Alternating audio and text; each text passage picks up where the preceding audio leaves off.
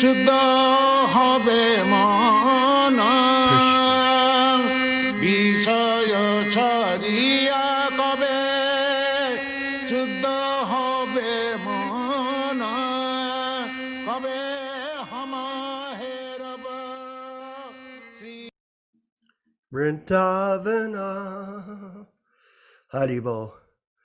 Glories to Srila Prabhupada, glories to the Sankirtan movement, Sri Chaitanya Mahaprabhu, and all glories to the Prabhupada Disciples Association and its ever-expanding membership. This association is focused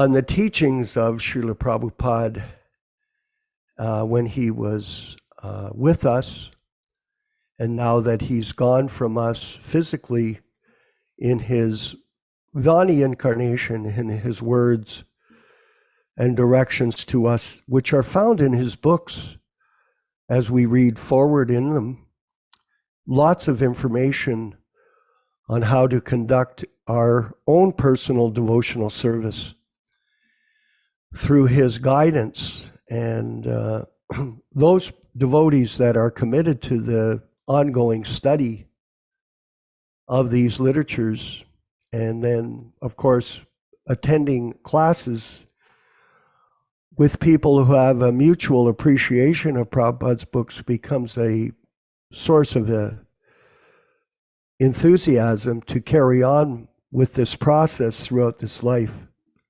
And life is very short. Somehow or other, we see every day in the news, this person is dying, that person is dying, this musician is dying, this politician is dying, this rich man is dying. Today, I was seeing someone post how they were 40 years old and they got struck with cancer. And they were writing all their realizations. Before I had an expensive car, now I have a wheelchair. Before I was eating in the finest restaurants, now I take 2 pills and a little spark of salt every day. Before I had beauty salons and they were decorating my hair, now I have a barber that shaves my hair off. So this person was lamenting, of course, the loss of the vitality of human life. And of course, if we engage ourselves properly in the service of Prabhupada and the Sankirtan mission, that's the best use of time. This is the extraction of the philosophy that I'm currently studying in Caitanya-caritāmṛta, where Prabhupada is explaining to us that we must constantly focus on devotional service as a means of getting out of the material world. You have to always be absorbed in devotional service. So the goal is for each of us to continue to work towards that goal day by day as the clock turns. So Prabhupada, back in the 60s, and we're reading about his diaries, they're so revealing because we're seeing his commitment, how much he was committed and how renounced he truly was to everything that was surrounding him, all of the circumstances. And that renunciation that had begun many years prior. It wasn't that he all of a sudden got up and decided to be like he was in 1966, right from the point when he left his wife and his family and went to Radha Damodar temple and lived in that humble place and was constantly working to prepare himself for his journey to America under the orders of Bhaktisiddhanta, and then getting here, and then the austerities that he was going through from Butler. Then he went back to New York. He was staying at Mishra's apartment. Then he went to Mishra's ashram, that little room beside there.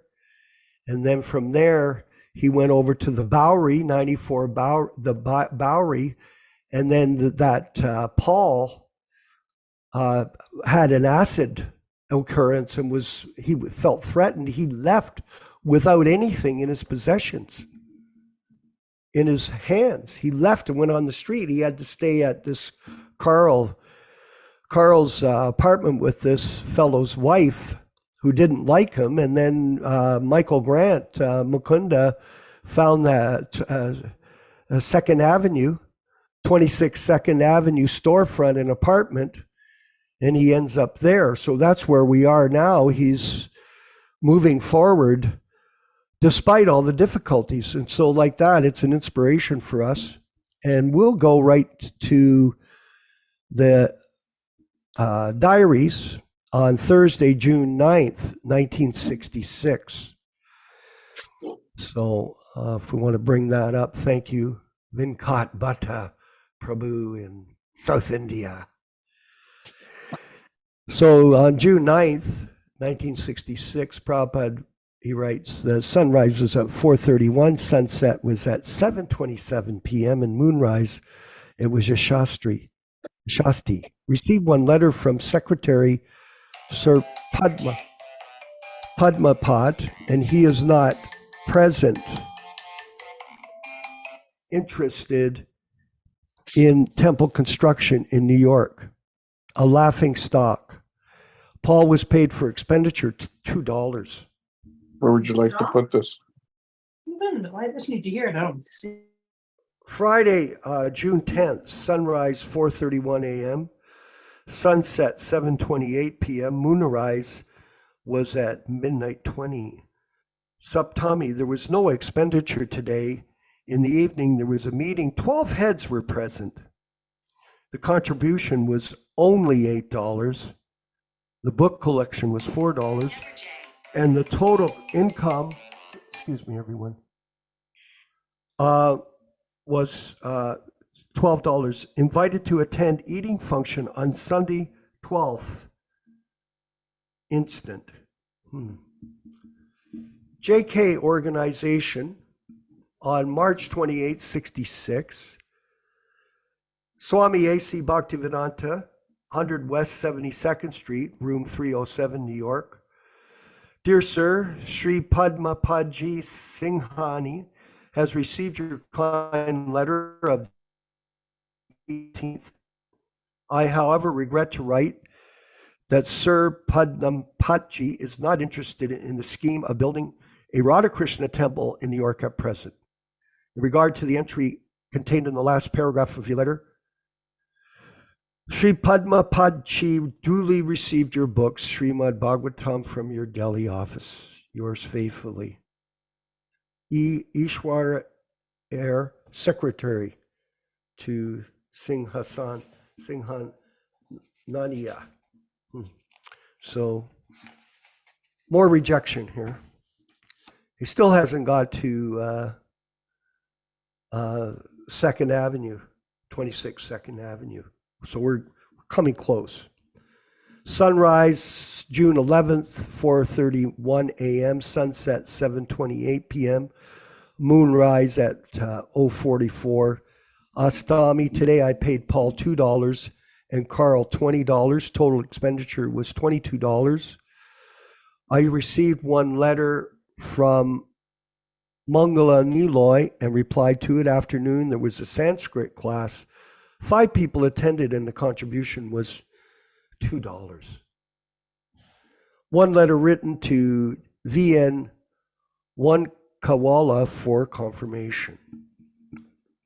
On Sunday, June 12th, sunrise was at 4:30 a.m., sunset was 7:29 p.m., moonrise was 1:04.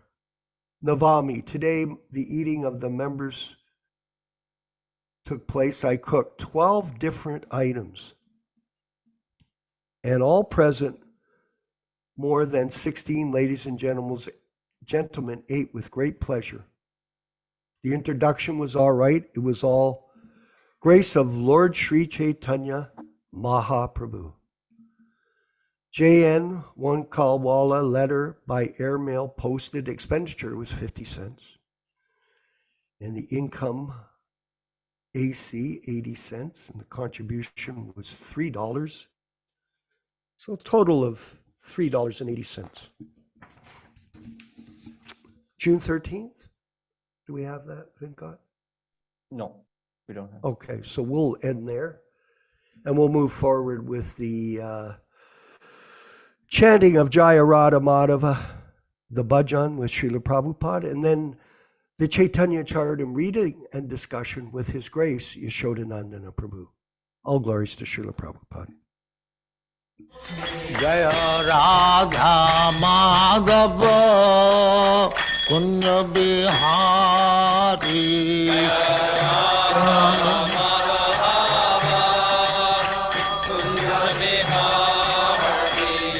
Jaya Radha Madhava Kunja Bihari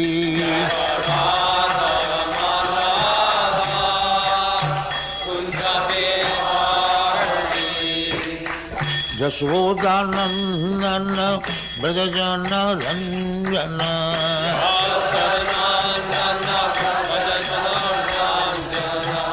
Yaśodā-nandana Brajajana Ranjana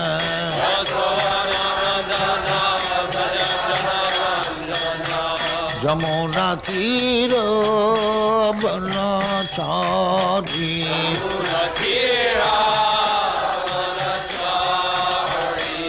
Jamuna Tira Banachari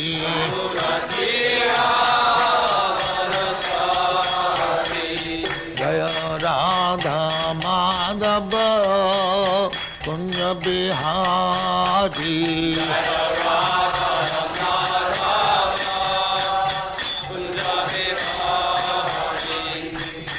Gopi Jana Vallabha Girivaradhari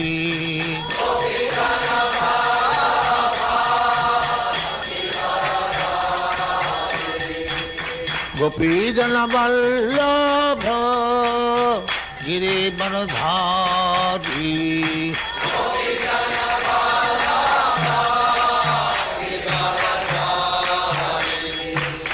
Yaśodā-nandana Brajajana Ranjana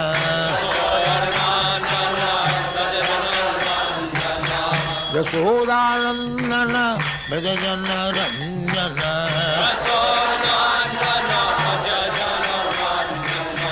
Jamuna Tira Banachari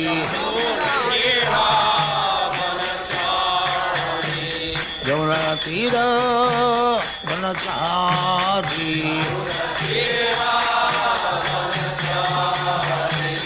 Jaya Radha Madhava Kunja Bihari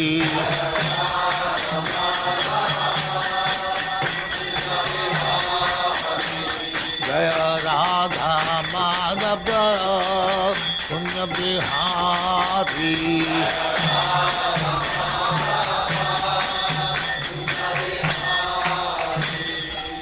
Jai Amasva Paramahansa Parivrajagācārya Sattare Sarasmāda Pariddhānta Sarasvati Goswami Prabhupada ki Jai Ananta Kodi Vaishnava ki Jai Ramacārya Sri Haridas Thakur ki Jai Prem se kaho Sri Krishna Chaitanya Prabhu Nityananda Sri Advaita Gadadhar Sivasadi Gaur Bhaktivinoda ki Jai Sri Radha Krishna Gopinath Sam Khanda Radha Khanda Giridhar ki Jai Vrindavan Dham ki Jai Navadvip Dham ki Jai Ganga Mai की जाए जमुना माई की जाए गुरु द्वारका धाम की जाए स्वामी तो भक्तविंद की जाए all glories to their spirit all glories to their spirit thank you very much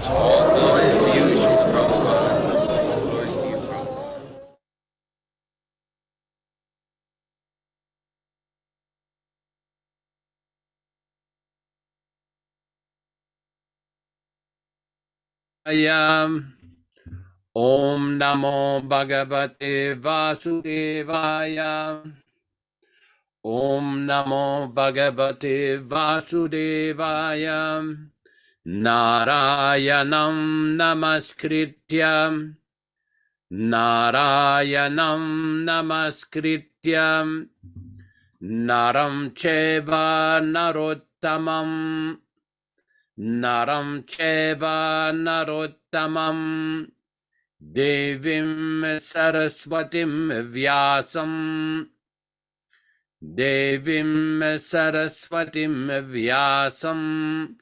tato jayam mudirayat.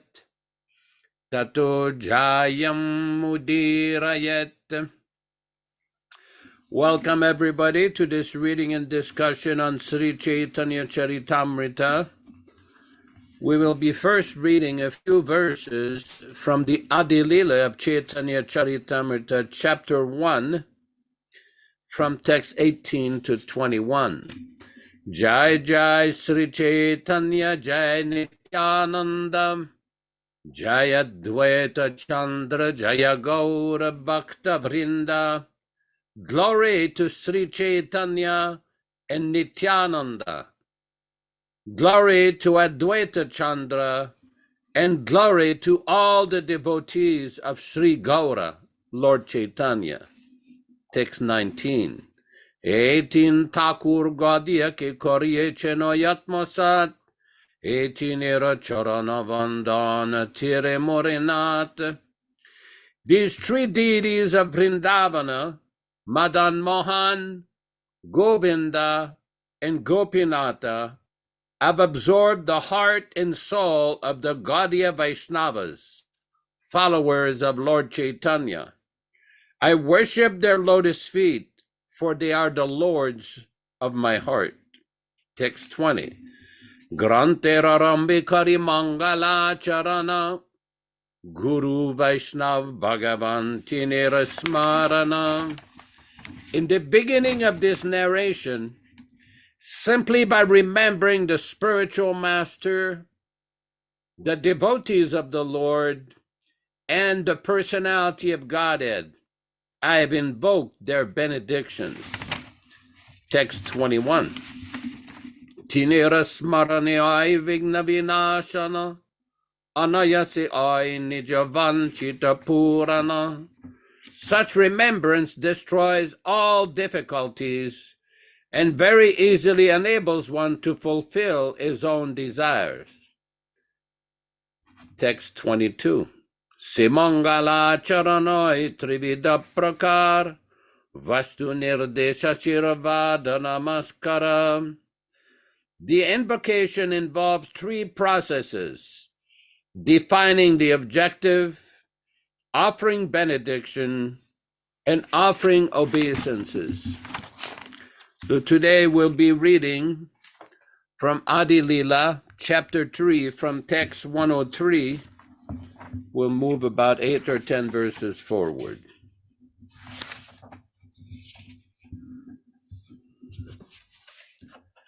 Krishna vasu karibeno konaradane vicharite kashlokaila tandramani. Krishna, Lord Krishna, Vasha Karibena, shall propitiate Kon Aradhane, by what worship? Vicharite, while considering Eka, one, Shloka, verse, Oila, came, Tandra, of him, Mane, in the mind. Translation by Srila Prabhupada. While he was thinking about how to propitiate Krishna by worship, the following verse came to his mind. It's important to note that all transliterations, synonyms, translations, and purports by His Divine Grace A.C. Bhaktivedanta Swami Prabhupāda, Founder-Ācārya of the International Society for Krishna Consciousness, also known as the Krishna Consciousness Movement. Text 104. Tulasi dalamatrena jalasya chulukena va vikriniti swamatmanam bhakti bhyo bhaktavatsalah. Tulasi, of Tulasi. Dala, a leaf. Matrena, by only. Jalasya, of water. Chulukena, by a palmful. Va, and. Vikriniti, cells. Svam is own. Atmanam, self. Bhakti bhyaha, unto the devotees. Bhaktavatsalaha, Lord Krishna, who is affectionate to his devotees. Translation. Sri Krishna, who is very affectionate towards his devotees, sells himself to a devotee who offers merely a tulsi leaf and a palmful of water. Purport. This is a verse from the Gautamiya Tantra, text 105-106. Eshlokarta-Ācārya karena vicharana, Krishna ke tulasi jala deya ye jana, tarina shodite Krishna karena chintana, jala tulasi rasama kichu garena hidhana. This shloka of the verse, artha, the meaning, acharya, Advaita Acharya, karena, does, vicharana, considering, Krishna ke, to Lord Krishna, tulasi jala, tulasi and water, deya, gives, ye jana, that person who, tara, to him, rina, the debt, shodite, to pay, Krishna, Lord Krishna, karena, does, chintana, thinking, jala tulasi rasama, equal to water, and tulasi, kichu, any, gari, in the house, nahi, there is not, dana, wealth. Translation. Advaita Acharya considered the meaning of the verse in this way. Not finding any way to repay the debt he owes to one who offers him a tulsi leaf and water, Lord Krishna thinks, there is no wealth in my possession that is equal to a tulsi leaf and water. Text 107. Tabe atma vichikari rine rashodan, ete babi acharya karena aradhanam. Tabe, then, atma, himself, vichi, selling, kare, does, rinera, of the debt, shodhana, payment, eta, thus, bhavi, thinking, acharya, Advaita Acharya, karena, does, aradhana, worshipping. Translation. Thus the Lord liquidates the debt by offering his own self to the devotee. Considering this, the Acharya began worshiping the Lord. Purport. Through devotional service, one can easily please Lord Krishna with a leaf of the tulsi plant and a little water. As the Lord says in Bhagavad Gita 9:26, a leaf, a flower, a fruit, or some water, patram pushpam phalam toyam, when offered with devotion, very much pleases him. He universally accepts the services of his devotees. Even the poorest of devotees in any part of the world can secure a small flower, fruit or leaf, and a little water.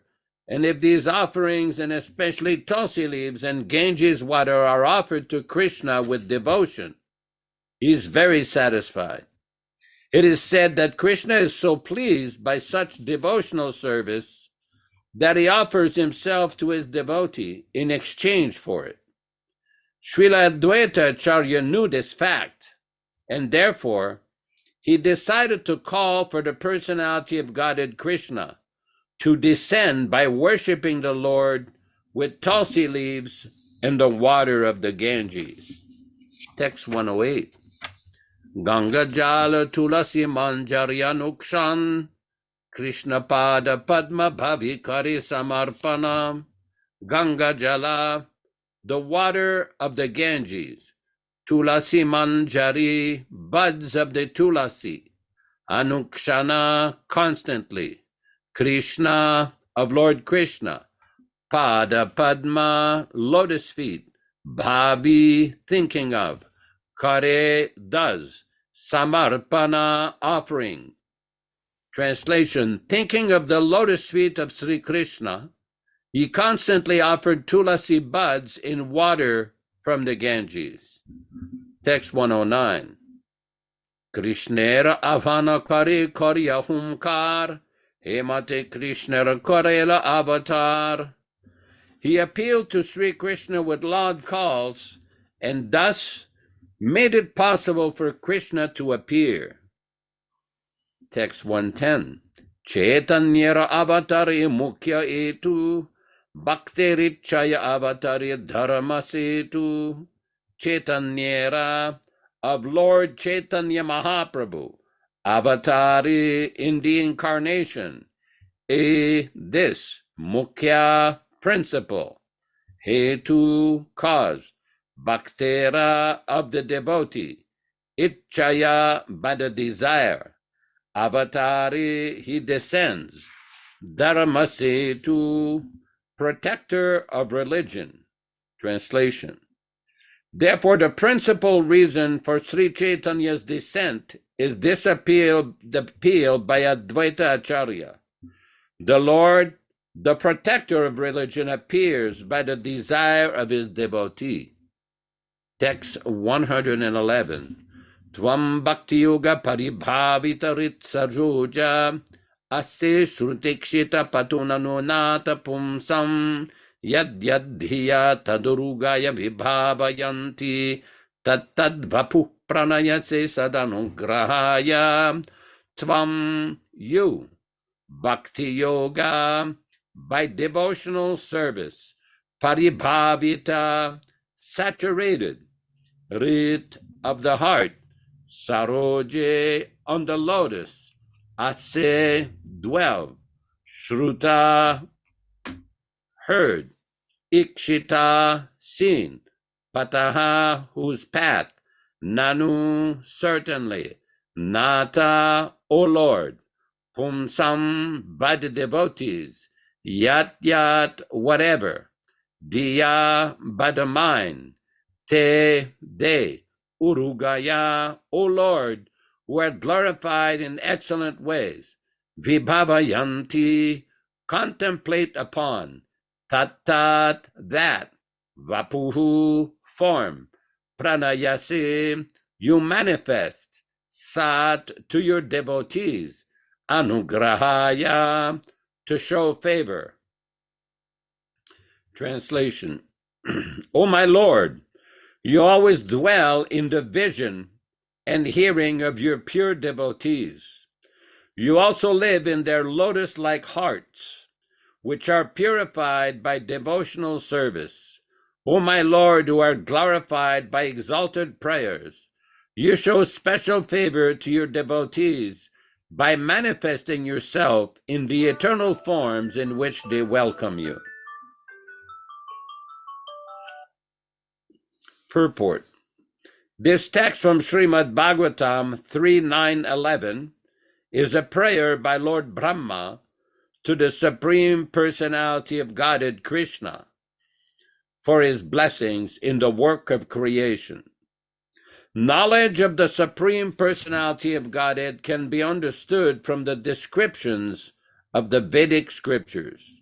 For example, the Brahma Samhita describes that in the abode of Lord Krishna, which is made of Chintamani, touchstone, the Lord, acting as a coward boy, is served by hundreds and thousands of goddesses of fortune.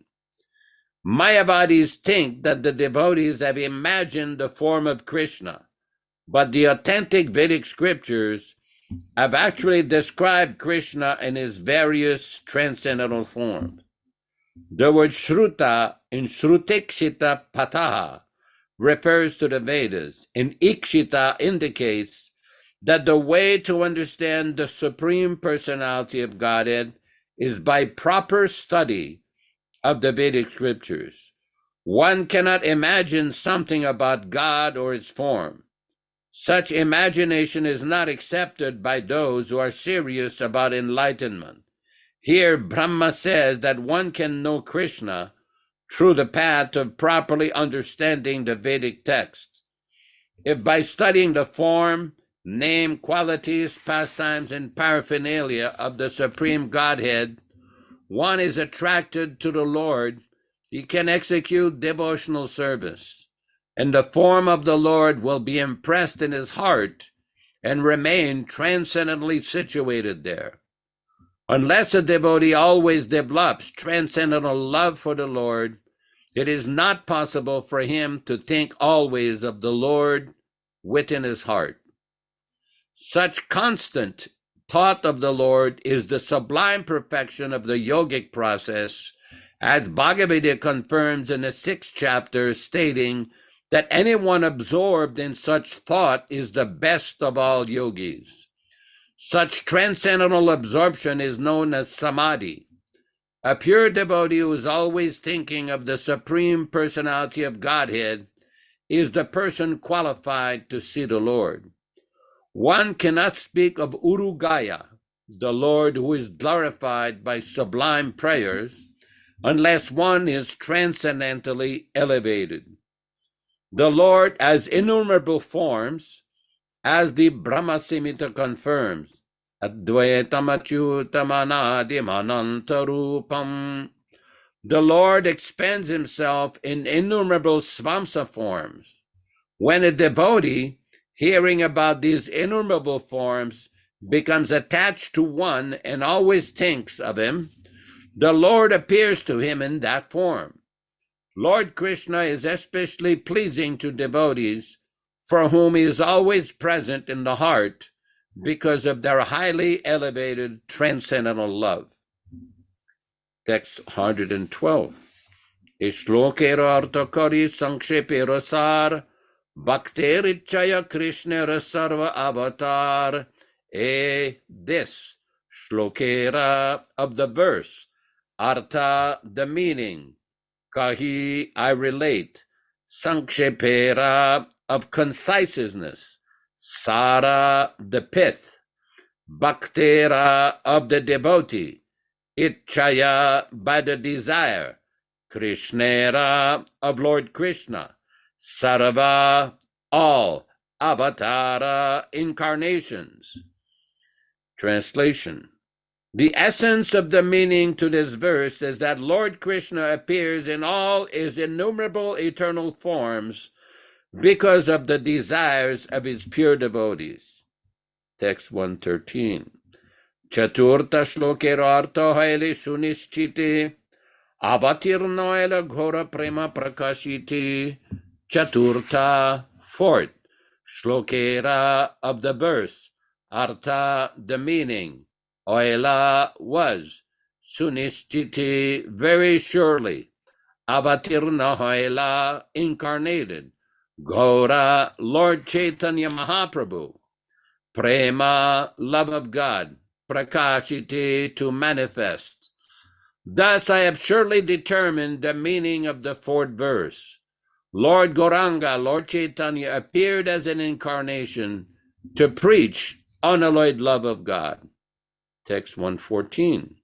Sri Rupa Gunapade Yaro Caitanya-caritāmṛta kahi Krishna Das, Sri Rupa, Srila Rupa Goswami, Raghunatha, Srila Raghunath Das Goswami, Pade, at the lotus feet of Yara, whose, Asha, expectation, Caitanya-caritāmṛta, the book named Caitanya-caritāmṛta, Kahe describes Krishna Dāsa, Srila Krishna Das, Kaviraj Goswami. Translation.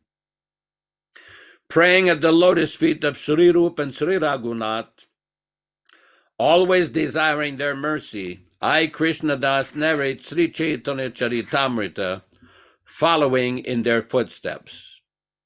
Thus end the Bhaktivedanta purports to the Sri Caitanya-caritāmṛta, describing the causes for the descent of Lord Chaitanya Mahaprabhu. Om Ajnana Timirandasya Jnananjana Shalakaya Chakshurunmilitam yena tasmai Shri Gurave Namaha. I offer my respectful obeisances. We all offer our respectful obeisances unto our spiritual master, Srila Prabhupada, who has opened our eyes from the darkness of ignorance with a torchlight of transcendental knowledge. Nama Om Vishnu Padaya Krishna Prestaya Bhutale Srimate Bhaktivedanta Swami Namine. Namaste Saraswate Deve Gauravani Pracharine Nirvishesha Shunyavadi Paschatya Deshatarine Bhakti Siddhanta Shishyaya Bhaktivedanta Namine Prasannaya Prashantaya Tasmai Shri Gurave Namaha. Bhagavad Vandanam Khadyam Guru Vandana Purvakam Kshiram Sharkara Yuktam Kadatihi Visheshataham Adadana Strinam Danter Idam Yache Punaha Punaham Srimad Rupa Padam Bhoja Dhulisyam Janma Janmani Sri Krishna Caitanya Prabhu Nityananda Shri Advaita Gadadhara Shri Vasadi Gaura Bhakta Vrindam Hare Krishna Krishna Krishna Hare Hare Hare Rama Rama Rama Hare Hare.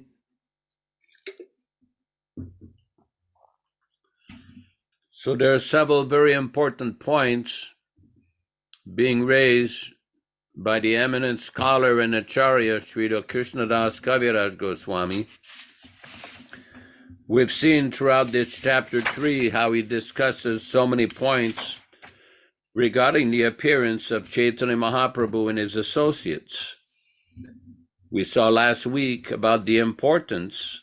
In text number 100, it is described, Nam vinu kali kale dharmanoi ar, kali kale koeche abhi Krishna avatar. In this age of Kali, there is no religion other than the chanting of the holy name of the Lord. But how in this age will the Lord appear as an incarnation? This is a very important point because we see the description that Krishnadas Kaviraj Goswami is giving here, explaining the power of unalloyed bhakti. Now the question may be, well, a person may say, I don't have a whole lot of money, I don't have a whole lot of wealth, I am working very hard, I'm not very fortunate, I live in such and such place, there are so many difficulties. But the process of bhakti, as given by the great acharyas in our sampradaya, is very simple. It is not complicated. It is very simple and easy. Let's review again text number 104 of how Advaita Acharya brought the presence of Sri Chaitanya Mahaprabhu. Tulasi dalamatrena Jalasya chulukena va vikriniti svamatmanam bhaktebhyo bhaktavatsalah. Translation. Sri Krishna, who is very affectionate towards his devotees, sells himself to a devotee who offers merely a tulsi leaf and a palmful of water. We see in text number 107, he says, thus the Lord liquidates the debt by offering his own self to the devotee. Considering this, the Acharya began worshiping the Lord. And Srila Prabhupada explains, through devotional service, one can easily please Lord Krishna with a leaf of the tulsi plant and a little water.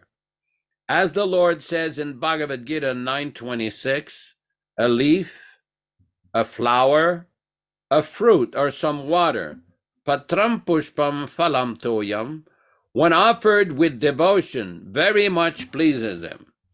He universally accepts the services of his devotees.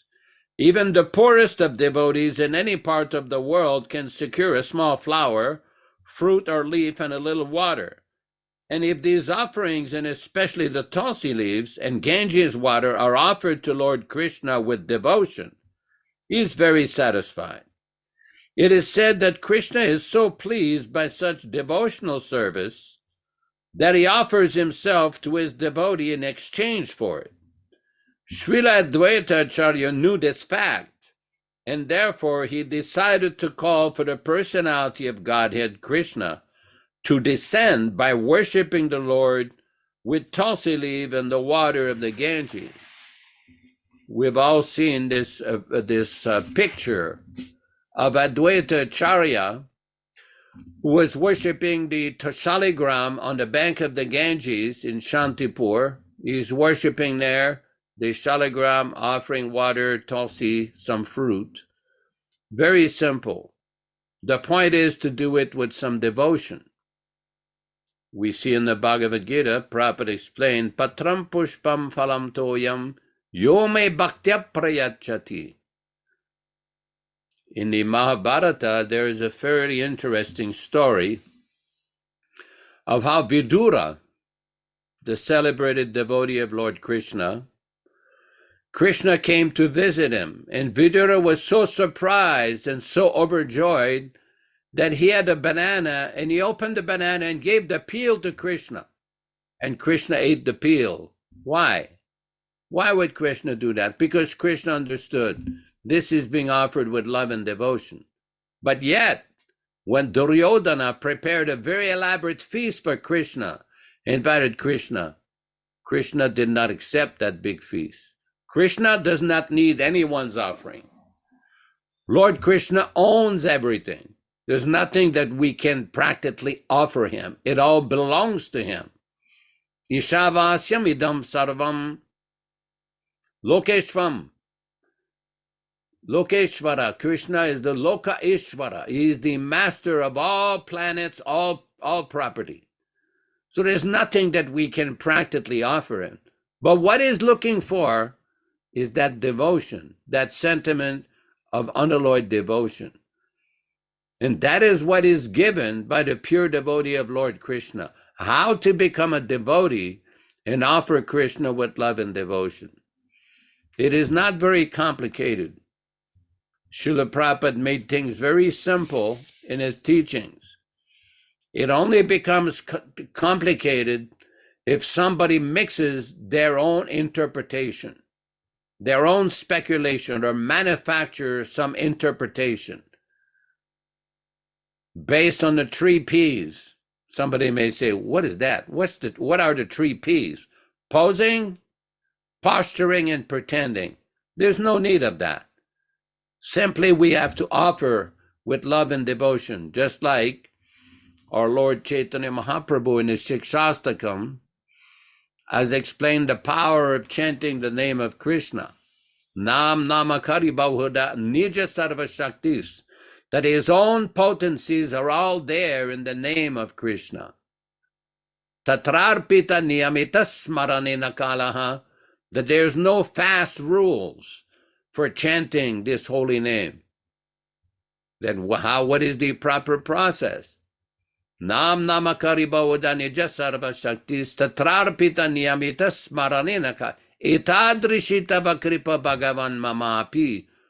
That simply I want to chant this holy name. Durdeva midrasham yajani nanuragaha. Chaitanya Mahaprabhu is expressing the sentiment of a devotee, that even though your name is available, there are no fast rules and regulations, still have no attraction for it. Of course, Chaitanya Mahaprabhu is expressing his amazing humility, but this is to show us how to properly think while we chant Hare Krishna. In the next verse of the Shikshastakam, it is given, Trinadapi sunichena tarorapi sayishnuna. That this chanting, one should be humbler than a blade of grass. All of us have the experience that you walk on the grass and the grass bends down, very humbly bends down. Tarorapi saishnuna, very tolerant like the tree. We had a quite interesting experience today here in the mountains, in the forest, where one neighbor, he used to be a detective in a police department in California. He has a nice property near a little lake. So there was a big, huge cedar tree that was very close to his house. And the fire department advised them that because the tree is so close to the house, it may be a good idea to get rid of the tree or cut it down because it may be a danger for potential fire. So he hired a crew of professionals and they went up 100 feet in the air and cut the branches, cut the tree. And while we saw that, there was no complaint. The tree did not make a complaint. The tree did not write a text or an email or complain that this is hurting me. Nope. This is the example given by Chaitanya Mahaprabhu. Trunarapi sunit tarorapi saishnuna. Amani namanadena. Without expecting any honor and giving all respect to others. And then what is the next position? Caitanya-caritāmṛta. If one understands and practices that mindset, that devotional mindset, then one can chant the holy name constantly. So the example of tolerance is there. How to be tolerant. How to have the proper mentality while chanting Hare Krishna. Just yesterday, I was searching through one of the search engines about the holy name, the power of the holy name. And there's a verse that Prabhupada quotes so many times, dozens of times, from the Srimad Bhagavatam, Kaler dosha nidhe rajan nastyeko mahan gunaha, that the age of Kali is considered an ocean of faults, an ocean of difficulties. Dosha nidhe. Dosha means faults, nidhe, ocean. Kaler dosha nidhe rajan astyeko mahan gunaha. But there is one great quality, there is one great benefit in this age of Kali. So the next question was, well, what is that? Kirtanadeva Krishnasya mukta sangha param vrajet. Simply by chanting the name of Krishna, immediately, mukta sangha, one can become liberated. That is the special benediction of Lord Krishna in this age of Kali Yuga. Although there are so many faults, so many difficulties, we have all read in the Srimad Bhagavatam in the first canto, Mandaha sumanda matayo mandabhagya yupadrudaha, that in the age of Kali, people are lazy, less intelligent, not very inclined towards spiritual life, alpayusha, short duration of life, alpamedasaha, less intelligent people in general. So this is the problem with the age of Kali Yuga. So how to become fortunate is to take shelter of a pure devotee, of a bona fide, authorized pure devotee like Srila Prabhupada. But here we hear the objections. Oh, Prabhupada is not here, Prabhupada is not living, Prabhupada is not physically here. Yeah, he is physically here and not physically here. He's present in his picture, he's present in his murti, he's present in his books. The question was raised by one devotee, are you present, to Srila Prabhupada, are you present in your picture? Prabhupada said, yes, I'm present in my picture, but I'm even more present in my books. There's another statement Prabhupada one time made. He predicted that these books will do everything. Another time, devotees complained that there was problems with so many devotees, so many temples. Prabhupada made a statement. The devotees may fail, the temples may fail, but my books will never fail. That's assuming that some motivated persons or over-intelligent person don't try to change his books and mess up the message. But his original books are still available to anybody who searches enough. The instruction is there. The message is there. The nectar is there. Anybody can understand this, regardless of one's position, of one's situation, whether one is rich, poor, whether one is in America, Ukraine, Poland, Nigeria, Germany, Canada, United States. It doesn't matter where you are. Anybody can hear. And now with modern technology, I'm assuming, just like right now, I'm seeing on the screen, I'm seeing Balaram Prabhu in Australia, Vijay Pandit in Italy, Jiva Goswami Prabhu in North Carolina, Shyamasundar Prabhu wherever he is, in Cairns or Eastern Australia. So we're not directly physically together, but because of modern technology, we're all coming to hear from the Acharya, Srila Prabhupada. Because we all know that there is special potency in this hearing process. Very special potency. Just like we were hearing here, Prabhupada explaining one of the Sanskrit terms. I'm trying to see where it was, a very significant Sanskrit words here.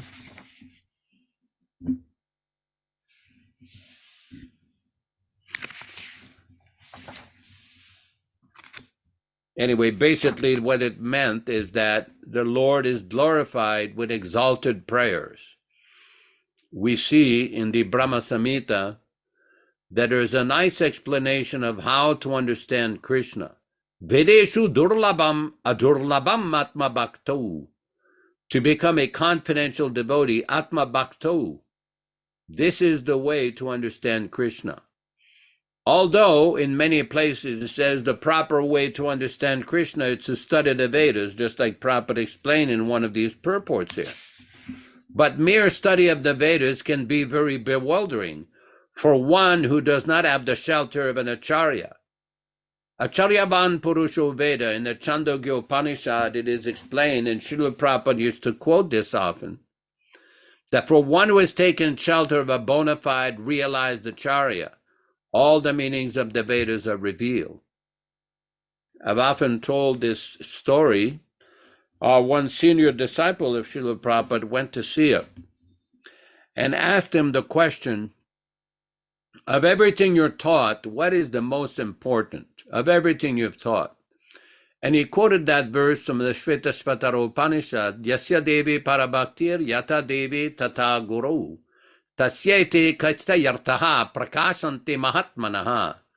For those who have firm faith in the bona fide spiritual master, pure devotee, and Krishna, all the meaning, all the purports of Vedic literatures are revealed. Prakāṣanti Mahatmanaha. This is the same principle that Srila Prabhupada used to often preach whenever he explained that verse from the Padma Purana. Atasra Krishna namadi nabhavegrayamindriyahi sevanmukehi jivado swayameva spuratyadaha. That it is not possible to understand Krishna with our blunt, contaminated material senses. But swayameva, that jivado, by one engages the tongue in tasting prasadam offered to Krishna and hearing about Krishna, hearing the name of Krishna, the activities of Krishna, the form of Krishna, the pastimes of Krishna, then swayameva spuryatya, Krishna can reveal himself. We are all familiar with that verse from the Brahma Samhita, Primanjana Churita Bhakti Vilochanena Santasadeva Hridayeshu Vilokayanti. Srila Prabhupada was one asked, can you show me God? And Prabhupada quoted that verse from the Brahma Samhita, that for those who have the eyes smeared with the ointment of love of God, those persons, they can understand who is Krishna. Prabhupada, first you have to develop the eyes to properly see, and then you can understand. Prabhupada used to often give the example, just like if you want to see the prime minister or the king or the chief person in any country, it is not such a cheap thing that you can come, I want to see him. They will ask you, who are you? What is your business? Why do you want to see? Same thing Prabhupada used to often tell us. Do not be so eager to see Krishna, but act in such a way that Krishna will want to see you.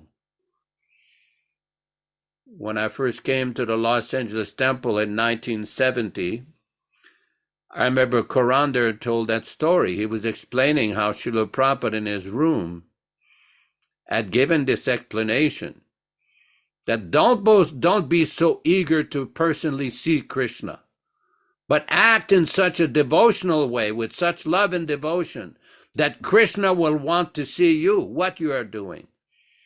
There are so many stories, just like last week we were discussing the story in a lecture by Srila Prabhupada, how one Brahmin requested Narada Muni that when you go to Vaikuntha, you ask Lord Narayana, how long will I have to be here in this world? When will I be delivered? And there was one cobbler, he also asked Narada Muni the same question. You please ask Lord Narayana, when will I be delivered? When will I go back to Vaikuntha? Narada Muni went to see Lord Narayana, and he saw that Lord Narayana was trying to put a big elephant through the thread of a needle. So Narada Muni came back, he told the Brahmin asked him, what was Lord Narayana doing? Oh, he was putting an elephant to the thread of a needle. And the foolish Brahmin said, how can that be? How is that possible? But the cobbler was, the Lord is so exalted that he can do anything. He has all power, achintya Shakti. So Narada Muni told Lord Narayana, here's the reaction when I told him the story. Lord Narayana says, the Brahmin will take many, many birds. And the cobbler in his next life, immediately he comes to Vaikuntha. Because he had that love. He had that devotion. It's like that example in the Mahabharata, Vidura. He didn't prepare a big feast for Krishna. He was such an exalted soul. He had Krishna a banana peel. Krishna accepted it. Not that we should start offering Krishna banana peels, but this is an example of what devotion will do. Krishna is very happy with the service, with the selfless devotion of his devotees. There are so many examples in the Shastras of this. We all heard the story of Maharaj Ambarish that was pursued by Durvasa Muni. Durvasa Muni was very upset with Maharaj Ambarish. And Krishna became very upset, very angry with Durvasa Muni for harassing Maharaj Ambarish. Krishna sent his Sudarshan Chakra. He was going to finish Durvasa Muni for harassing his pure devotee. Some of you may have heard the story of one Mr. Nair in Bombay. When Prabhupada was trying to acquire the land for the Juhu temple, this one man tried to cheat Srila Prabhupada by signing a contract, and he already had simultaneously signed also another contract with somebody else, taking deposits from all different kinds of people. And when Prabhupada found out about this, he was very upset, very angry. I remember Guru Kripa Swami and myself were in Vrindavan in Prabhupada's room, and Prabhupada sat back on his pillow when he heard that Mr. Nair died. And Prabhupada said, yes, I was praying to Lord Nrsingadev to kill this man. And we were like, whoa. Prabhupada, generally we don't pray to Lord Nrsingadev to do that. That is not what, but in this case, I was praying that this man who was obstructing the temple, he was obstructing Krishna consciousness movement. So I was praying for Nrsingadev to kill him, and Lord Nrsingadev has obliged my request. Prabhupada was very, very happy on one hand. So this is an example that one should be very careful in dealing with a pure devotee like Srila Prabhupada. Very careful to how to deal with his movement, his teachings, his books, his devotees. One should not be foolish and manufacture bogus ideas, bogus concoctions, bogus interpretation, or harass devotees. There can be very severe reactions. Devotees will tolerate, just like I know on this call, there are two devotees in the East Coast of the United States who moved from Pennsylvania to another place in the East Coast, and they were harassed by another devotee or pseudo devotee. And I personally told one of these devotees, just tolerate it. You're under no obligation to hear from those who are envious, those who are resentful of Prabhupada and are involved in disobeying Prabhupada's orders and instruction. You're under no obligation to hear from them. Just be humble, have faith in Srila Prabhupada, and you will see everything will gradually clear up. This is what Lord Chaitanya has taught us. This is what our Lord Advaita Acharya is also teaching us. Hare Krishna, Hare Krishna. Yes. Thank you very much for that wonderful explanation of these verses and purports. And we'll move forward to further discuss with our group. And I wanted to, Yaśodā Prabhu, just refer back to text 111, how Prabhupada is understanding Krishna consciousness in this verse, how it's explained by the Lord. Oh, my Lord, you always dwell in the vision and hearing of your pure devotees. Sorry about that, everyone. And you also live in their lotus-like hearts, which are purified by devotional service. So the qualification is pure devotee. This is the issue here, is unless a person is a pure devotee, he cannot deliver a disciple or disciples. And the question of pure devotee is clearly relating to our disciplic succession, coming from Bhaktivedanta Thakur to Bhaktisiddhanta Saraswati Thakur to Srila Prabhupada, who demonstrated by his actions and the results that he produced, that demonstrated his connections with Krishna. Because unless you're empowered by Krishna, you cannot achieve great things like he did.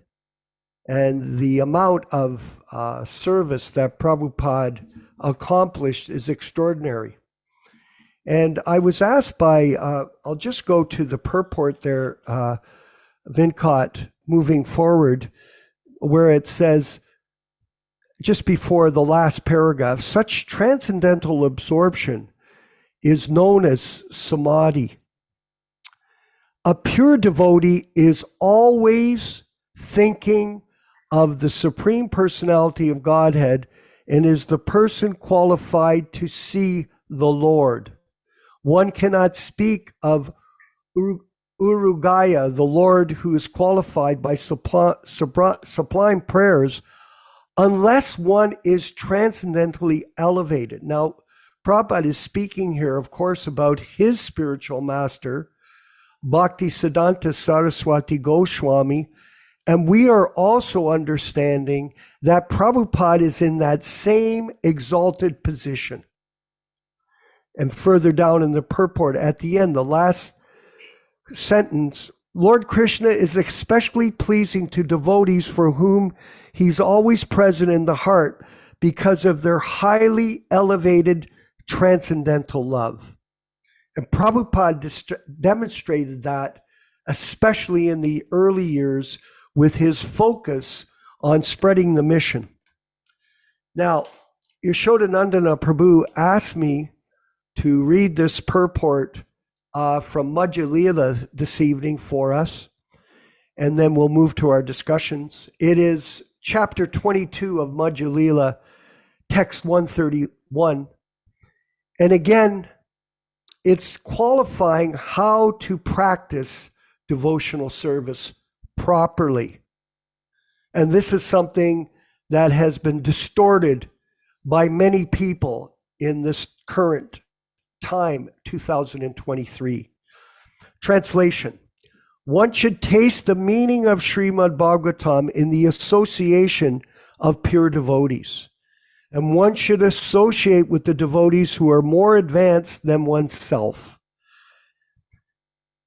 and endowed with a similar type of affection for the Lord. Purport. So the meaning is there in itself. The words are self-explanatory. The word sajati yasai sinigde sadhu sangha swartovari are very important items. One should not associate with professional Bhagavatam reciters. A professional Bhagavatam reciter is one who is not in the disciplic succession or one who has no taste for bhakti yoga. Okay, qualification, not in the disciplic succession.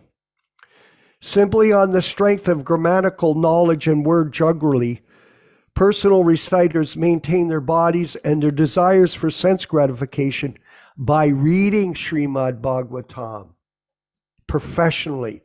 One should also avoid those who are adverse to Lord Vishnu and his devotees, those who are Mayavadis, those who offend the chanting of the Hare Krishna mantra, those who simply dress as Vaishnavas or so-called Goswamis, and those who make a business by selling Vedic mantras and reciting. This is going on. It's not that Prabhupada is just speaking this and there's no relevance to what's going on. These things are going on, everyone. You can see them. One should not try to understand Srimad Bhagavatam from such materialistic people. According to the Vedic injunctions, Yasha Deve Para Bhaktir, the Srimad Bhagavatam can only be recited by one who has unflinching faith in the lotus feet of Krishna and his devotee, the spiritual master. Very, very carefully connect the dots here, everyone. One should try to understand Srimad Bhagavatam from the spiritual master. The spiritual master is the pure devotee. The Vedic injunction states, Bhaktya Bhagavatam Grahamya na Buddhaya na cha Tikaya. One has to understand Srimad Bhagavatam through the process of devotional service and by hearing the recitation of a pure devotee, not someone who is elected in that position. This is completely an offensive position that is being taken by many. There are injunctions of Vedic literature, Shruti and Smriti. Those who are not in the disciplic succession and who are not pure devotees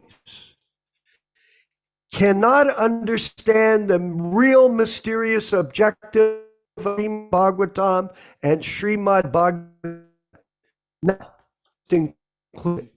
Unless you're following Srila Prabhupada in his books and following his process in practice, that is the only way you can become Krishna conscious. These other things are not authorized and they are sahajya.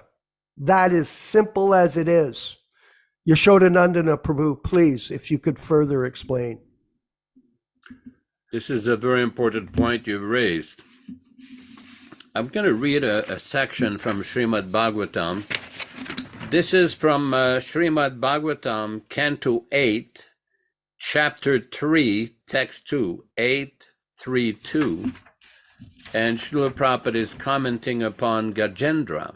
Sri Gajendra Uvacha, Om Namo Bhagavate Tasme, Yate Etat Chitatmakam, Purushayadi Bhijaya, Parishaya Bhidhimahi.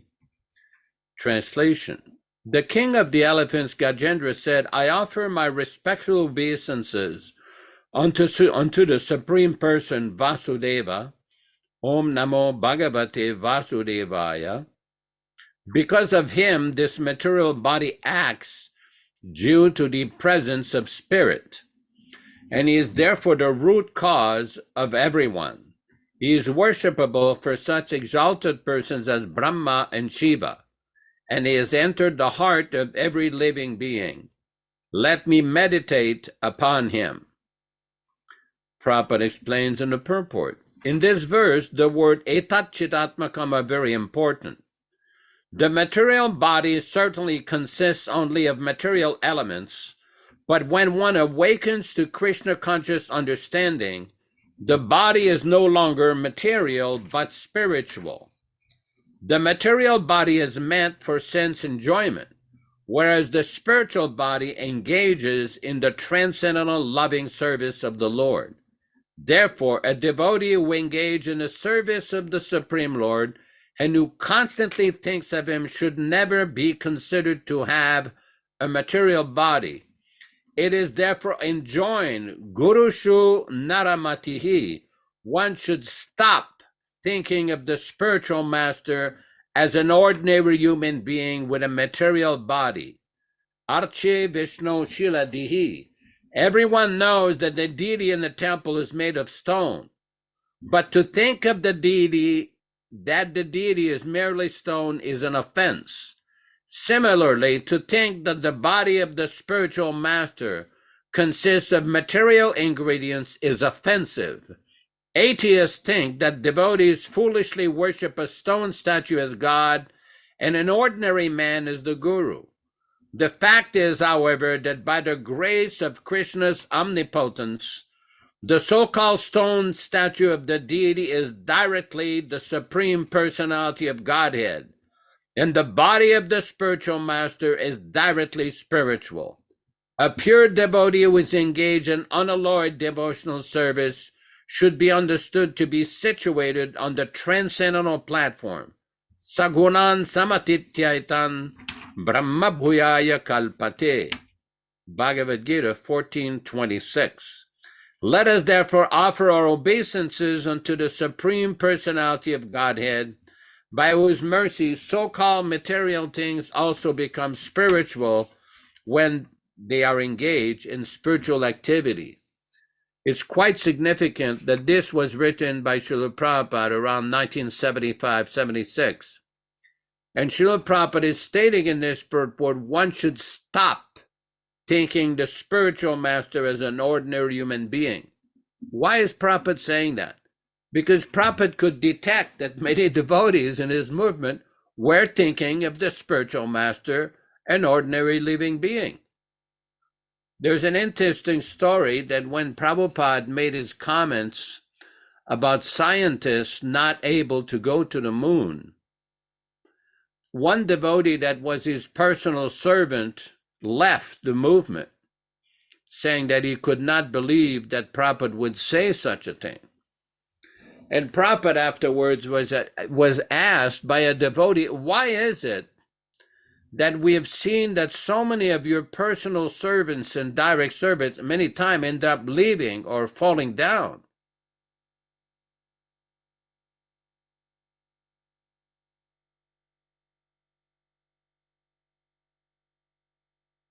They started to think the spiritual master was an ordinary man like them, then punar musiko bhava, again become a mouse.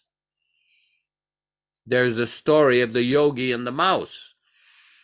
The mouse was upset because she was being chased by other animals. She requested, Yogi, you make me a bigger animal, make me a tiger. The mouse became a tiger. And then the mouse became arrogant in the body of a tiger and tried to show its fangs to eat the yogi. And the yogi says, okay, punar musiko bhava, you become a mouse again. And Prabhupada quoted that story. It's important to remember the spiritual master, the bona fide pure devotee, fully self-realized pure devotee like Srila Prabhupada, is never contaminated by the material energy. Never. We've seen many times foolish persons trying to accuse Srila Prabhupada of being responsible for some of the troubles which fell upon many devotees in the society, particularly children in the Gurukul. They accused Prabhupada, oh, Prabhupada knew what was going on, he was supporting this, he was supporting that. And I was asked to, my explanation is Prabhupada didn't support any harmful activities against any of the children. As a matter of fact, there are several letters where Prabhupada said, do not beat the children. Do not strike the children. You may show the stick, but do not beat them with the stick. There's a famous letter where Prabhupada told one devotee woman, for you, child worship is more important than deity worship. So Prabhupada did not support abuse of children, but some foolish people in the mode of passion and ignorance basically neglected Srila Prabhupada's instructions, disobeyed his instructions to properly take care of the children. These are the responsible parties who disobeyed Srila Prabhupada's instructions. Hare Krishna. Yes, and there are so many situations, Yaśodā-nandana Prabhu, in terms of how people have carried on since Prabhupada's departure, which has caused chaos really in the spiritual environment that he created. Great chaos, and Prabhupada predicted that. I know that Balaram, our godbrother in Australia, is also familiar with some of the chaos that took place there in dealing with the famous Bhavananda. Balaram Prabhu, maybe you could share some insights to us from Australia. Hare Krishna, glories to Srila Prabhupada, obeisances to the Vaishnavas. I would prefer at this stage not to go over the Bhavananda issues, leaving Fair that enough. I'm noticing in Yaśodā-nandana Prabhu's little room there, I can see a wonderful photo of Sriji Radharaman up on the wall there. Very nice. And just like we're reading that Srila Prabhupada said that he's present in his picture and also the deity is present in his picture. So we have to be very careful in our approach there. But right at the beginning of the reading, we're seeing Bhaktivatsala. The Lord is known as being so affectionate to his devotees, Bhaktivatsala.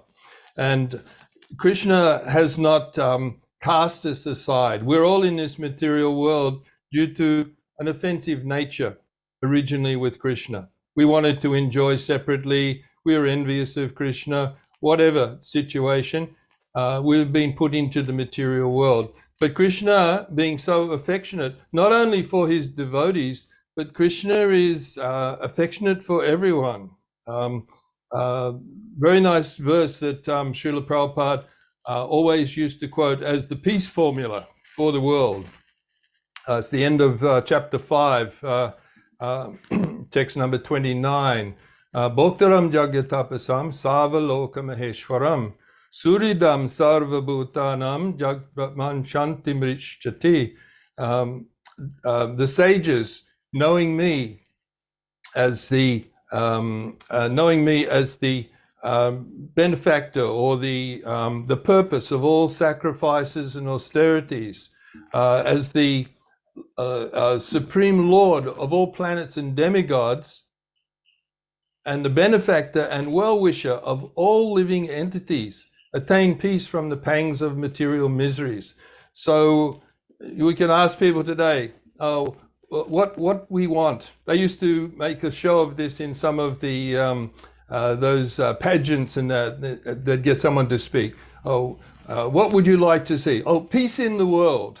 Well, Srila Prabhupada said this is the only way that we can actually get peace, by understanding that actually Krishna is the supreme benefactor and well-wisher of all living entities.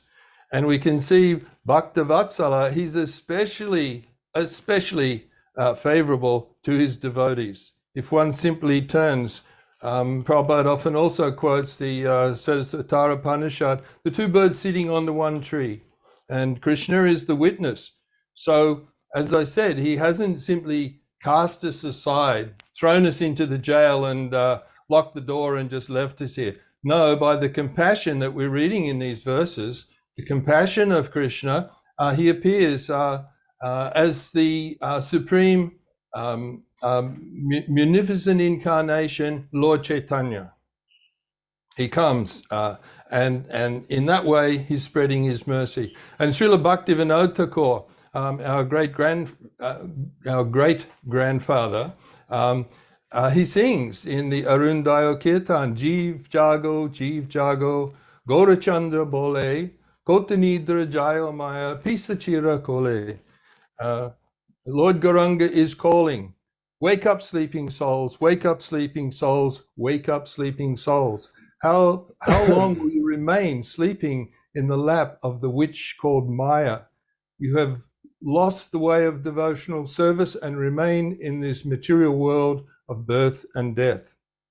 So the mercy of Krishna is that he incarnates himself. Lord Chaitanya comes to spread that mercy. But even we can see that the parampara, maybe even we might even say that they're more merciful even than Krishna, because they go through so much difficulty in coming into the material world.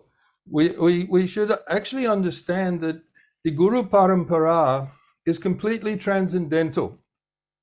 The Guru Parampara is not something like a lineage of US presidents or a lineage of Australian prime ministers, a succession.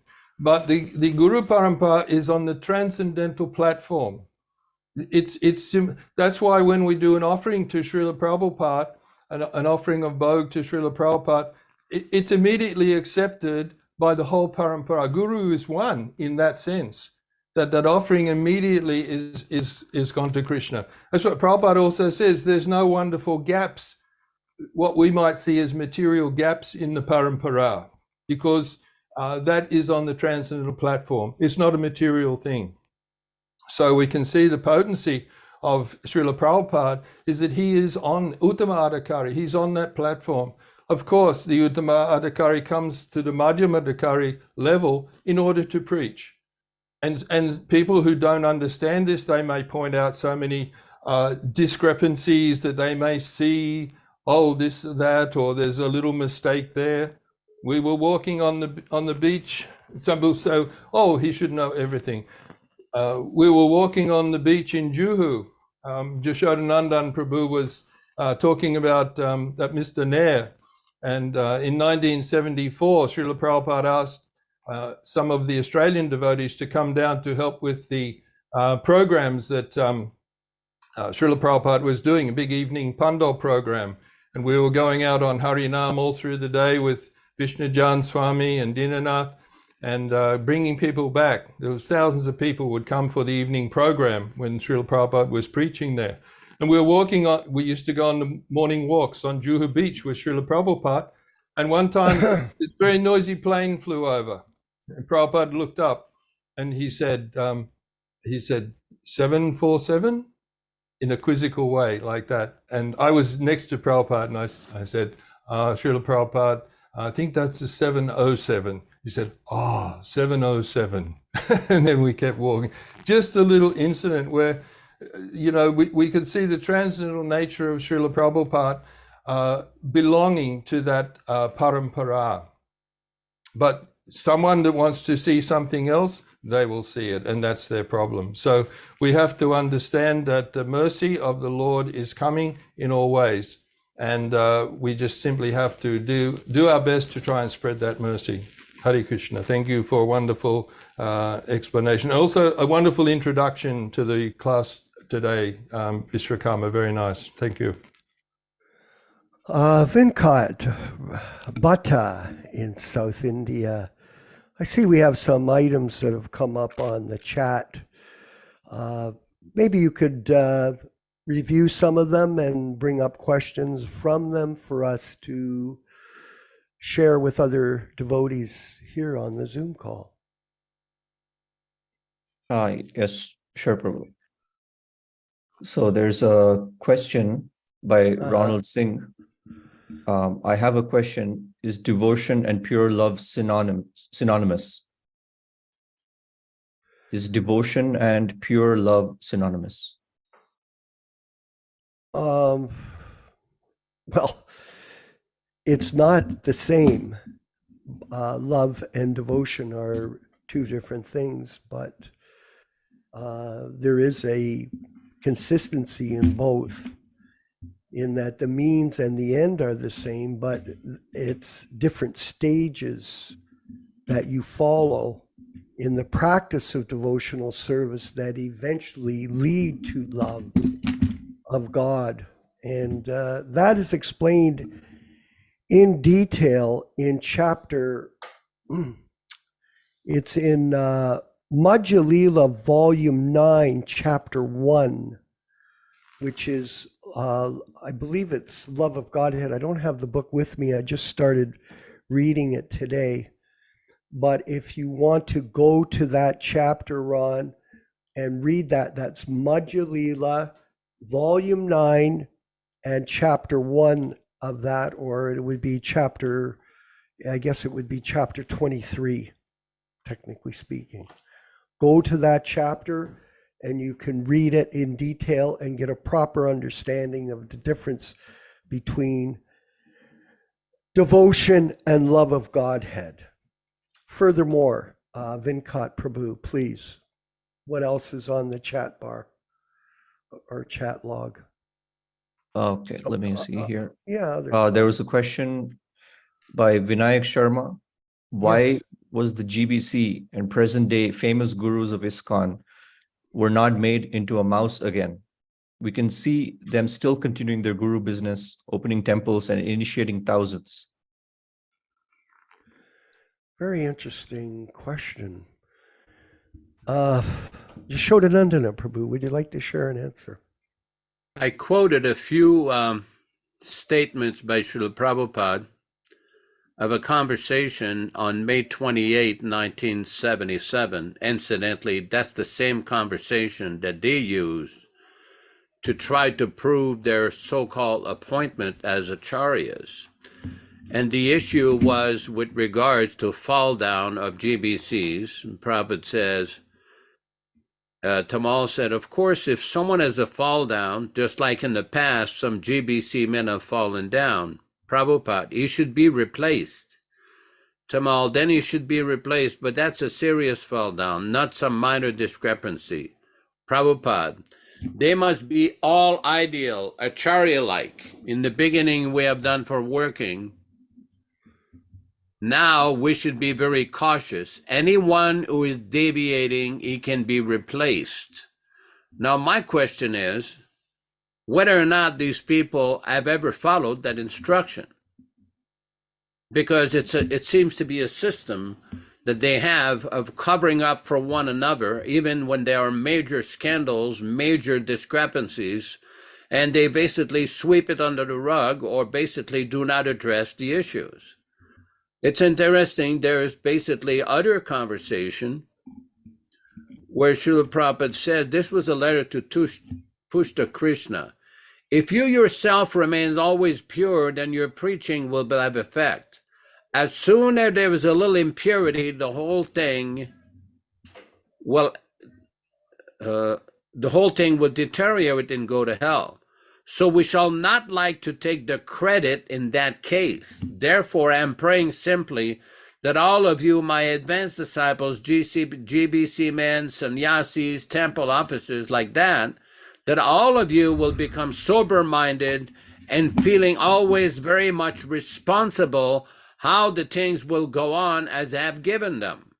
If you simply do as I'm doing, not avoiding anything which may have to be done for pushing on Krishna's movement, remaining always stuck up very tightly to the footsteps of Rupa Goswami, then without any doubt, you will remain always fresh and enthusiastic for working very energetically on Krishna's behalf without any fall down.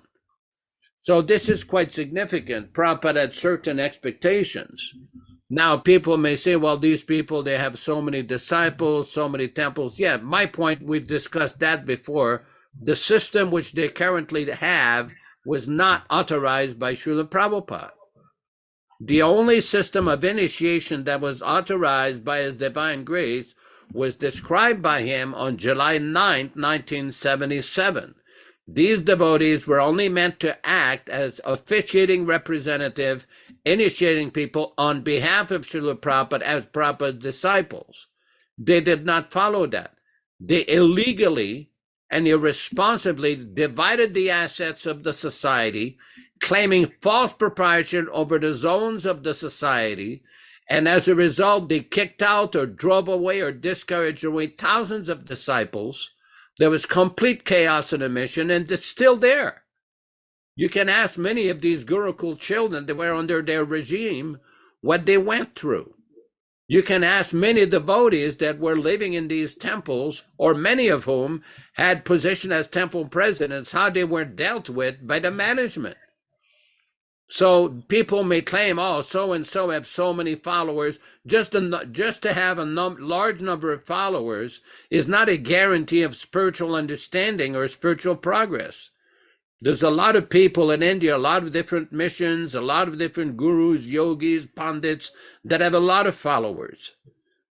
But we see so many discrepancies, and yet it is not addressed. When Prabhupada says anyone who deviates can be replaced, they don't follow that instruction.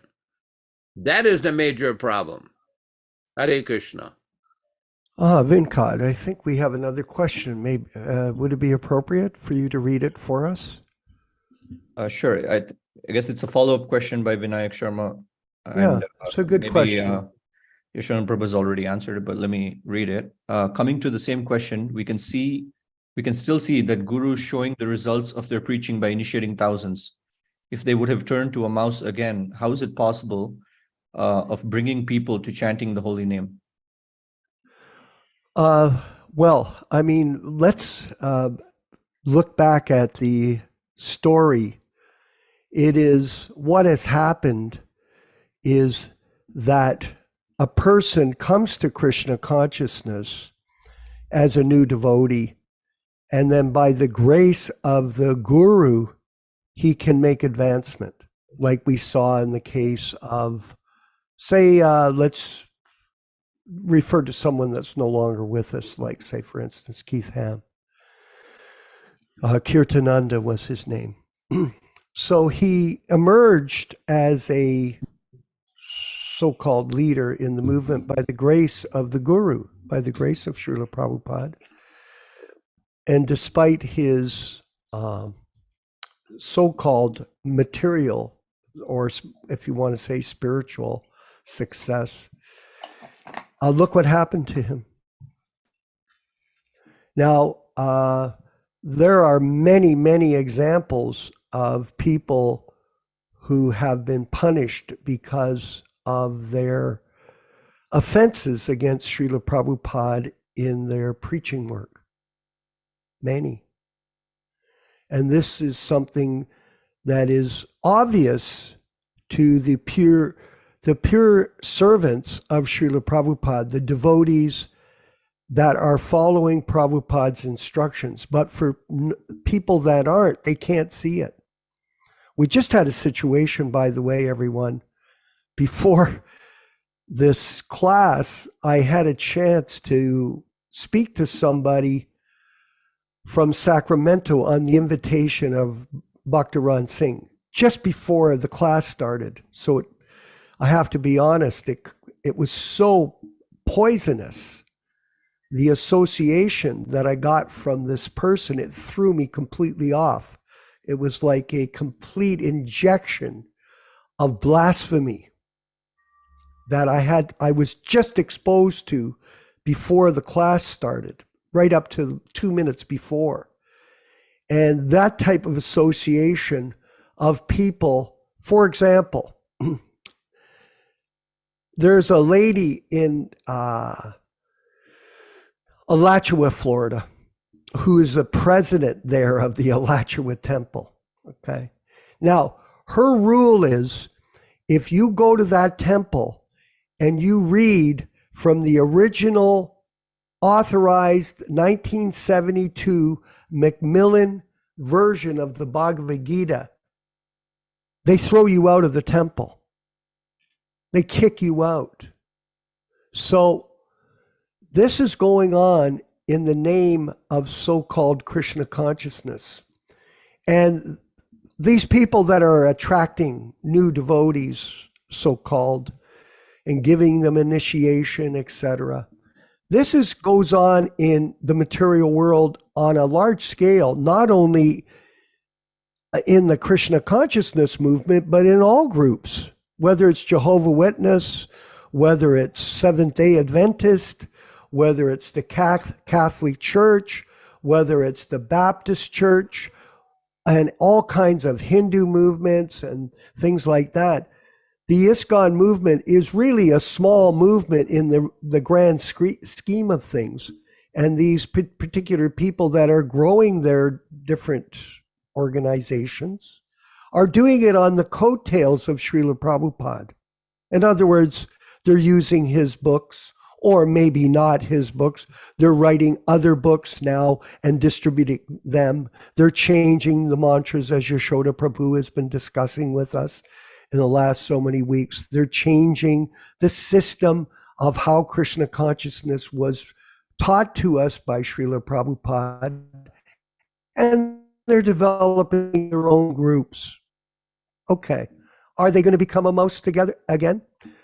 That's up to Krishna. That's in due course of time. It'll unfold. But at the same time, we are steady on the principle that Prabhupada is living with us in sound. He's living with us as our spiritual master, and he's living with us in his mission that we're serving.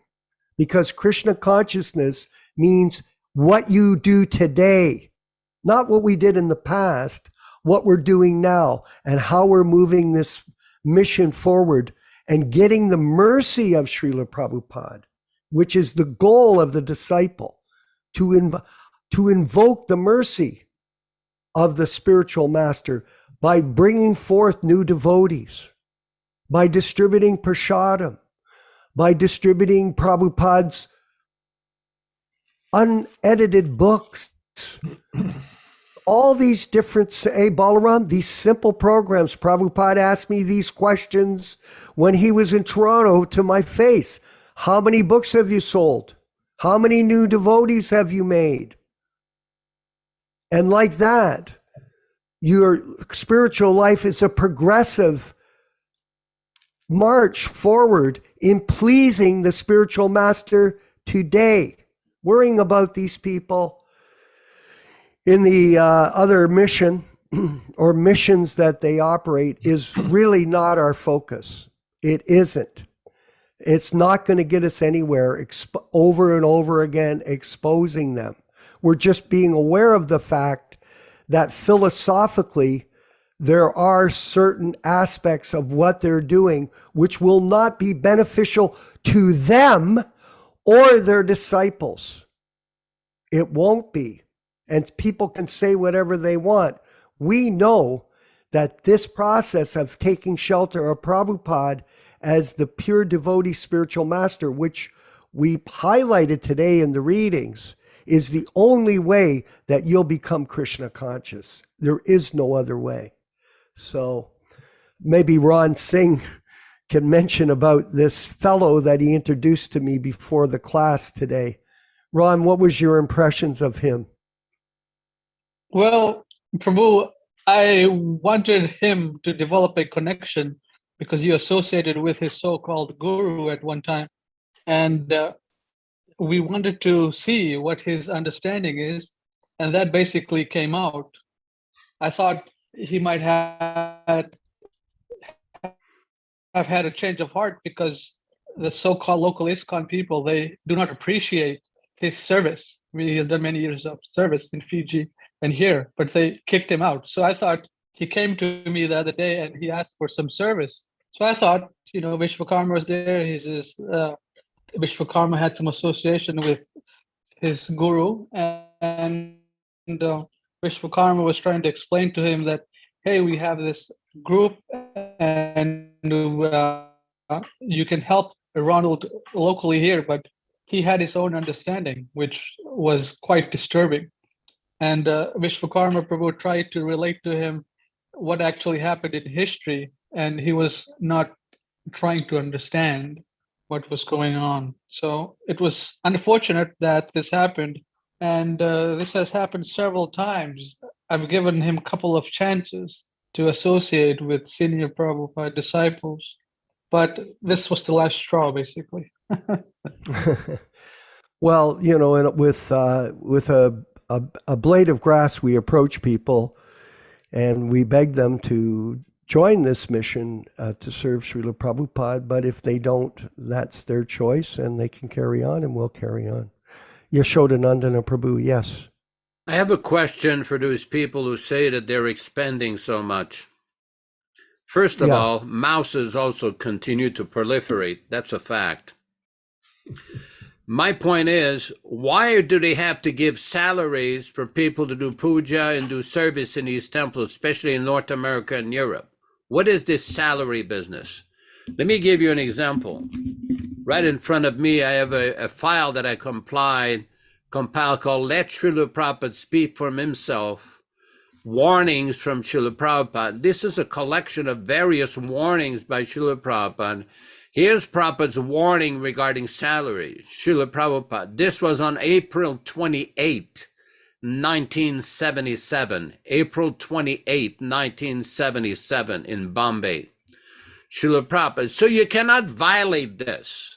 Those who can give voluntary service, welcome. Otherwise, we don't require, at least they should not be given any salary. That is very bad. This is against principle. Okay, so people are saying that they're attracting so many people. Why do you have to give salaries? What is this salary business? Prabhupada did not introduce that. Prabhupada did not introduce this idea of people coming to get a salary. Here's another good one for you. Prabhupada says, do not make it a stool society, make it a honey society. This is a conversation in New Vrindavan, of all places, USA, on June 6, 1969. June 6, 1969. Srila Prabhupada.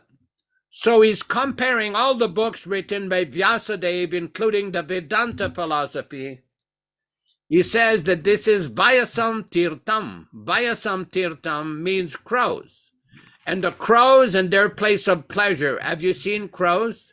In India, we've got many crows. In your country, crows are not very. But in India, the crows, they take pleasure in all nasty things. The crows. You'll find that it will take pleasure in a place where all nasty things are thrown garbage. They'll pick out the garbage, find out where there is mucus, where there is pus, just like flies. They'll sit down on the stool, makshikam brahmarayit chanti. And the bees, they will try to take honey. Even in the animals, you'll see the honey. The bees will never come to the stool. And the ordinary flies, they never go to collect honey. Similarly, there are divisions in the birds, divisions in the beasts, divisions in human society. So you cannot expect that ordinary person will come to Krishna consciousness. You see, because they have been trained to become flies, so they will stay a stool. You see, the modern education is to teach people to become flies, only stool. Not here, Krishna consciousness. But you make it a honeycomb. Those who are seeking after honey, they will find here is something. You see, don't make it a stool society. You see, make it a honey society. At least give chance. Those who are seeking after honey, don't cheat people. They'll come. So my point is, people that say we've made so many thousands of this devotees, Prabhupada had more than 5,000 disciples actively engaged in his society when he left in 1977. Within a few years, almost 85 to 90% were no longer engaged in ISKCON. Why? Under their management, under their system, most of the devotees either became discouraged, were driven away, kicked out, or so many reasons. Why? You're talking, I once confronted in Buffalo, New York in 1981, a GBC, and said that so many devotees have already left ISKCON. He says, oh, we've got so many new devotees. I said, so is this a factory shift? A shift in and a shift out? Prabhupada wanted these devotees to be actively engaged in his society. He wanted the leaders of the society to develop Varnashram Dharma, to engage the women, the children, the householders, everybody. But under your management, they've gone away. So what are they doing about that? Why is it under their management, anybody who wants to promote Prabhupada's original books is kicked out? Some of them, they'll call the police to arrest them, to harass them. So whatever you say, why do they give salaries? Why have they kicked out so many devotees? Why have so many children under their management, under so-called management or mismanagement or negligent management, have been abused and molested? So it is not simply, oh, we have so many people jumping up and down. Well, that's nice and good. You can jump and down. Why are you inventing new mantras? Who gave you the authority to invent new mantras that Prabhupada has never given? This is sahajya. This is nonsense. Don't concoct bogus kirtan, bogus mantras, change books. This is not Prabhupada's movement. This is a concoction. And the GBC should fix that. Should fix that properly. Hare Krishna. And as Prabhupada used to say, Balaram, these things are going on. And I wanted to thank you, everybody, for attending today. We're going to wind up the discussion. And we are producing a Prabhupada Disciples Association Vyas Puj offering a PDF that's in the works. So everybody can begin to start writing their offerings, and we will put them online as part of our work as a group and show the rest of the world our personal commitments to Prabhupada's mission in 2023. And this will be a part of the developments that we're putting in place from our efforts in our group. And we're also sponsoring a festival in Sacramento. It'll be a Janmashtami festival and a Prabhupada Vyas Puja festival. What is it? September 8th and September 7th and September 8th, I believe. Is that correct, Yaśodā-nandana Prabhu? Yes. According to the 7th? Mayapur calendar, according to the Mayapur calendar, which we observe, the birthday of Lord Krishna will be observed on September 7th. That's a Thursday. And the Vyasa Puja will be Friday, September 8th. So I will be in Sacramento with Bhaktivedanta at that time. We will have a program between 4:30 in the afternoon or 7 o'clock at night till 10, 11 at night with Kirtan, reading from the Bhagavatam, Abhishek of Lord Krishna. The next day, we will also have ceremony for Srila Prabhupada, Vyasa Puja starting at 9:30 in the morning, Kirtan, Guru Puja, Samsara prayers, offerings to Srila Prabhupada. We'll have an Abhishek of a Prabhupada Murti, Prasadam and everything. So everybody, it would also be live. Venkat Prabhu, Bhatta Prabhu will also arrange and Bhaktivedanta to make this live. And Vishwakarma Prabhu can also join in with some of his comments. Balaram Prabhu, anybody that wants to join in. So we're already working on organizing this. But anybody who wants to make an offering to Srila Prabhupada, whether there's somebody just wants to put their obeisances to Prabhupada or write 3 pages of eulogy, you can send it either to Venkat Prabhu, Vishwakarma Prabhu, or my lowly self online, and we'll make sure that it gets published on our website. We're even having somebody in India that might publish a special file with that. So yeah, we're going to do that. We're going to evolve that as part of our work from the association and qualify why we're doing it.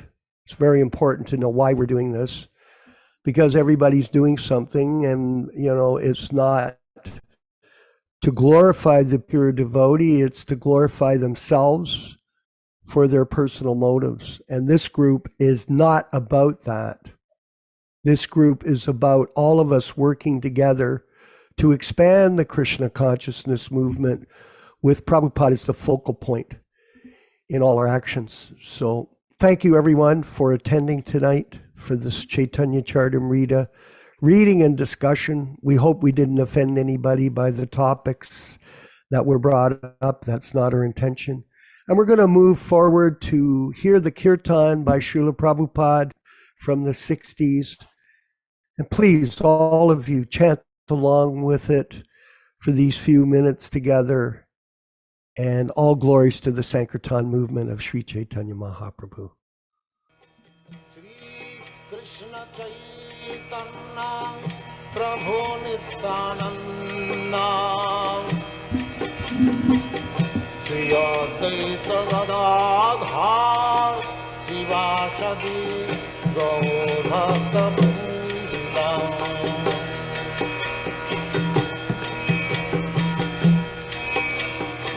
Shri Krishna Chaitanya Prabhu Nityananda Shri Advaita Gadadhar Sivasadi Gaur Bhakta Vrinda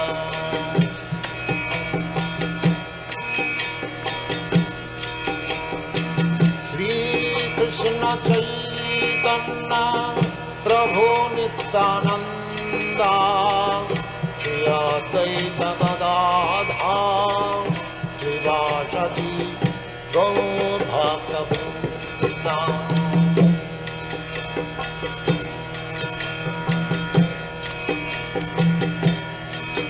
Hare Krishna, Krishna Krishna, Hare Hare, Hare Rama, Rama Rama, Hare Hare, Hare Krishna, Krishna Krishna, Hare Hare, Hare Rama, Rama Rama, Hare Hare. Hare Krishna, Krishna Krishna, Hare Hare, Hare Rama, Rama Rama, Hare Hare. Hare Krishna, Krishna Krishna, Hare Hare, Hare Rama, Rama Rama, Hare Hare. Hare Krishna, Krishna Krishna, Hare Hare, Hare Rama, Rama Rama, Hare Hare. Hare Krishna, Krishna Krishna, Hare Hare, Hare Rama, Rama Rama, Hare Hare. Hare Krishna, Krishna Krishna, Hare Hare, Hare Rama, Rama Rama, Hare Hare. Hare Krishna, Krishna Krishna, Hare Hare, Hare Rama, Rama Rama, Hare Hare. Hare Krishna, Krishna Krishna, Hare Hare, Hare Rama, Rama Rama, Hare Hare. Hare Krishna, Krishna Krishna, Hare Hare, Hare Rama, Hare Rama, Rama Hare Hare. Ubhyascha kripa sindubhya eva cha patitanam pavanebhyo Vaishnavebhyo namo namaha. Hare Krishna. Tutte le glorie sua divina grazia Srila Prabhupada. Molto